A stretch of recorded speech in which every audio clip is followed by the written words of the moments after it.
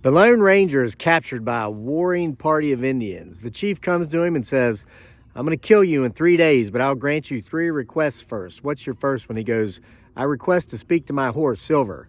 So they bring him his horse, and Lone Ranger whispers in the horse's ear. The horse rides off and comes back a little while later, and he has this beautiful blonde woman on his back. And so the Lone Ranger takes her in his tent, and they spend the night together.